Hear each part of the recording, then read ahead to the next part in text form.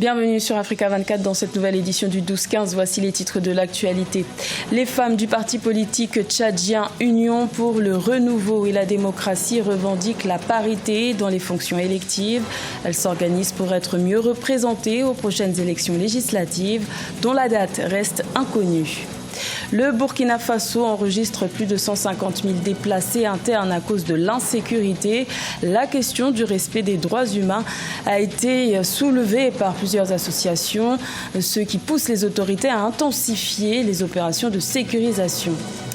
Et consolidation de la coopération entre l'Union africaine et l'entreprise chinoise Huawei. Un nouvel accord a été signé portant sur 5 domaines spécifiques, une aubaine pour le développement des technologies de l'information et de la communication. Mais tout d'abord, au Zimbabwe, le bureau national d'Amnesty International a été fermé. La police zimbabwéenne soupçonne l'ONG de défense des droits de l'homme d'avoir détourné plusieurs millions de dollars en provenance de donateurs. Une enquête est ouverte. Plusieurs hauts responsables ont été écartés.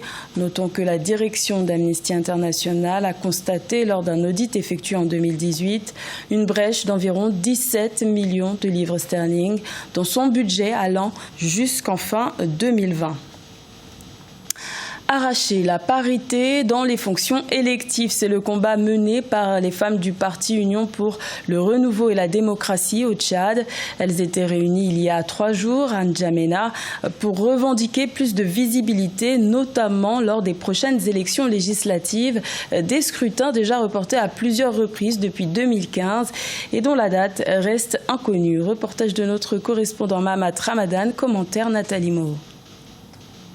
En marge de leur assemblée générale qui s'est tenue du 31 mai au 1er juin 2019 dans la capitale N'Djamena, l'organisation des femmes du parti L'Union pour le renouveau et la démocratie vise la parité dans les candidatures aux prochaines échéances électorales. Elles comptent ainsi jouer leur partition dans les fonctions électives conformément à la loi sur la parité au Tchad et espèrent convaincre les femmes à s'impliquer davantage dans la politique.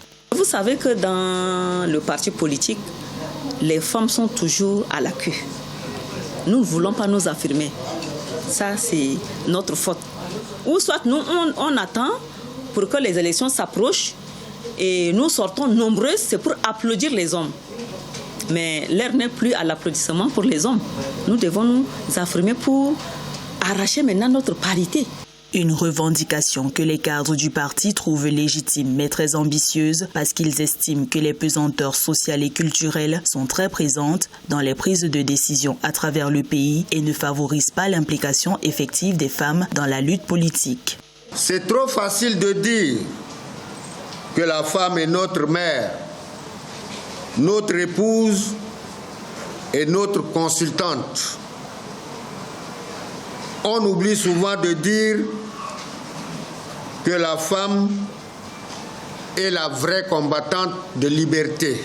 Pour rappel, selon le dernier recensement général de la population, les femmes représentent environ 53% de la population tchadienne. Mais ce fort pourcentage ne se traduit pas dans les fonctions électives et nominatives dans le pays, cause du faible engagement de ces dernières dans la politique. Les opérations de sécurisation se sont multipliées au Burkina Faso depuis le renforcement des capacités des forces armées nationales. Malgré la neutralisation de nombreux groupes terroristes, le pays compte plus de 150 000 déplacés dus à l'insécurité. Dans ce contexte, certaines associations pointent du doigt les possibles manquements aux droits humains. Reportage de notre correspondant Jean-Paul Vedraogo. Face au difficile combat contre le terrorisme, le gouvernement burkinabé, il y a quelques semaines, a été pris à partie par des organisations de défense des droits humains. Celles-ci ont allégué de graves violations survenues au nord du pays, notamment dans les villages de Quin et Ban, où les opérations de sécurisation menées par les forces armées nationales auraient occasionné de nombreuses pertes en vie humaine et plusieurs milliers de déplacés. Des allégations que réfute le gouvernement, même s'il reconnaît cependant l'intensification effective des opérations dans les zones dites criminogènes. Je voudrais rappeler que nos forces armées nationales et nos forces de sécurité intérieure interviennent dans le cadre de la loi. Et notre pays respecte et entend respecter toutes les conventions qu'il a signées en matière de droits humains. Depuis l'éclatement du phénomène de l'extrémisme violent dans la partie ouest du continent, le pays, de l'avis des autorités, a toujours su prouver son hospitalité légendaire. De sources officielles, il accueille à ce jour 25 000 réfugiés, parmi lesquels 5 000 demandeurs d'emploi.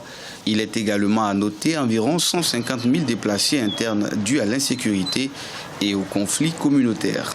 Ils sont accueillis et protégés dans les sites d'accueil du Sahel, du centre-nord, du nord, de l'Est et du Centre, conformément aux conventions internationales relatives à la protection et à l'assistance aux personnes déplacées internes.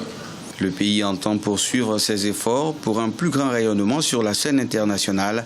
C'est pourquoi il entend prendre une part active au processus d'intégration régionale et sous-régionale par le déploiement d'initiatives au profit de son économie et de son peuple. Des hommages, on peut le dire, dignes de ce nom, ont été rendus à l'opposant historique Etienne Tshisekedi le 1er juin en République démocratique du Congo. L'un des principaux acteurs de la démocratie congolaise, disparu en 2017, a été honoré par des milliers de Congolais et plusieurs hautes personnalités africaines. Le Sphinx de Limete a été décoré à titre posthume lors de ses funérailles. Reportage de notre correspondant Jacques Mboka. En République démocratique du Congo, des milliers de Congolais et plusieurs personnalités étrangères ont rendu ce samedi 1er juin un dernier hommage à Etienne Tshisekedi, ce grand combattant pour un état de droit et père de Félix Tshisekedi, chef de l'État. Parmi les personnalités présentes, le président Denis Sassou Nguesso du Congo-Brazzaville, Faustin Archange Touadéré de la République centrafricaine et Edgar Lungu de la Zambie. Des obsèques qui auront attendu plus de 2 ans. Chez les Bankoulou, chez les sorciers, chaque chose a son temps. Konsokima, Itangwan. Maintenant que M. Kabila a été déguerpi et que c'est Félix Tshisekedi qui est là, les hommages sont là. Le cofondateur et président de l'Union pour la démocratie et le progrès social, un parti dont l'initiative est partie du constat de la mégestion du régime Mobutu avec la fameuse lettre ouverte de 13 parlementaires adressée au maréchal, Etienne Tshisekedi a mené avec une singulière constance son combat. À titre posthume, il est admis à l'ordre national, ordre nationaux Lumumba Kabila, au titre du Grand Cordon. Docteur Etienne Tshisekedi Wamulumba est déclaré aujourd'hui Grand Cordon et il est admis dans l'ordre héros nationaux Kabila Lumumba. Premier docteur en droit du pays, Etienne Tshisekedi a occupé plusieurs postes de responsabilité sous Mobutu. Cependant, la grandeur de cet homme est révélée beaucoup plus par son combat contre la dictature. Le Sphinx de Limete a été inhumé aux premières heures de la soirée ce samedi 1er juin au mausolée construit dans une propriété familiale à une trentaine de kilomètres de la capitale. La pérennité du développement des technologies de l'information et de la communication est entrée dans sa phase active sur le continent africain. L'Union africaine et le géant chinois de la technologie, Huawei, ont signé le 31 mai une prolongation de partenariat de 3 ans portant sur 5 domaines. Le précédent contrat avait été signé il y a 4 ans. Corinne Kamsefem. Le nouvel accord signé le 31 mai entre l'Union africaine et la firme chinoise Huawei porte sur le haut débit, l'Internet des objets, le cloud computing, la 5G et l'intelligence artificielle. Pendant une période de 3 ans, Huawei va apporter son expertise pour le développement des technologies de l'information et de la communication sur le continent, notamment dans les domaines de la cybersécurité, la cybersanté. Un accent particulier sera également mis sur le volet formation pour la détection des talents locaux. Il serait souhaitable dans cet accord que l'Union africaine négocie véritablement un véritable transfert de technologie.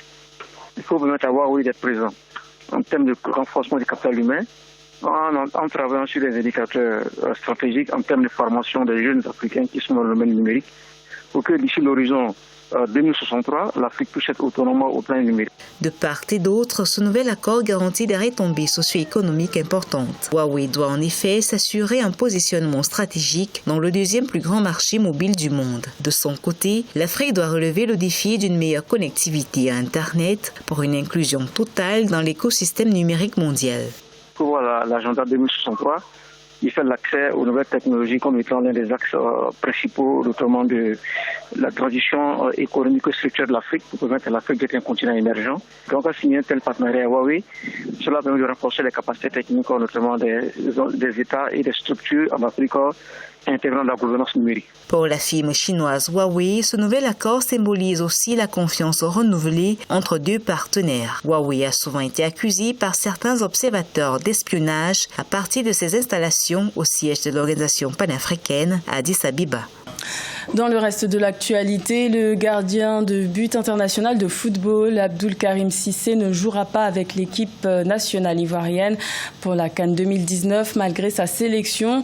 Celui qui a été désigné meilleur gardien de but de Ligue 1 ivoirienne de la saison 2018-2019 a été blessé au genou lors de l'élimination de son équipe ASEC Mimosa en demi-finale de la Coupe de Côte d'Ivoire le 12 mai. Son absence à la CAN, qui se tiendra du 21 juin au 19 juillet en Égypte, a été confirmée le 31 mai. C'était le journal de la rédaction. Merci de l'avoir suivi. L'information continue sur Africa 24.